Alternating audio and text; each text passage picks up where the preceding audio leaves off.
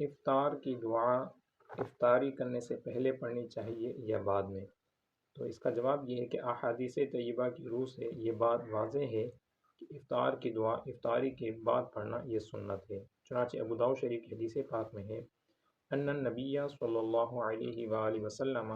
کان اذا افطر قال اللہم لک صمت وعلی رزقک افطرت،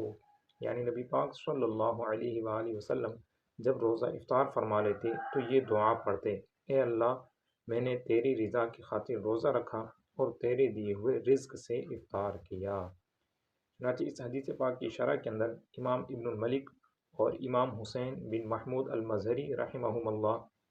فرماتے ہیں کہ یقرأ ھذا الدعاء بعد الافطار، یعنی اس دعا کو افطاری کر لینے کے بعد پڑھا جائے گا، اور اسی طرح یعنی یہی کہ افطاری کے بعد دعا پڑھی جائے گی۔ مرقات شرح مشکات کے اندر مولا علی قاری رحمہ اللہ نے بھی اس بات کو ذکر کیا ہے۔ اور دوسرا اگر اس جو دعا ہے اللہم لک صمت وعلی رزقک افطرت، اس کے معنی پر اگر ہم غور کریں تو اس سے بھی پتہ چلتا ہے کہ افطاری کی جو دعا ہے وہ افطار کے بعد پڑھنی چاہیے، جیسے کہ حدیث پاک کے الفاظ ہیں اللہم لک صمت، اے اللہ میں نے تیری رضا کی خاطر روزہ رکھا، وعلی رزقک افطرت، اور میں نے تیرے دیے ہوئے رزق سے افطار کیا۔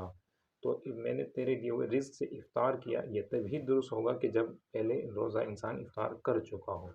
لہٰذا انسان جیسے غروب آفتاب ہو تو پہلے اللہ کا نام لے کے بسم اللہ الرحمن الرحیم پڑھ کے روزہ افطار کرے، کھجور سے یا پانی سے افطار کر لے، اور اس کے بعد جو ہے دعا یہ والی پڑھے، اور پھر اس کے بعد جو بھی ہے اپنے معمول کو جاری رکھ سکتا ہے۔ اللہ تبارک و تعالی ہم سب کو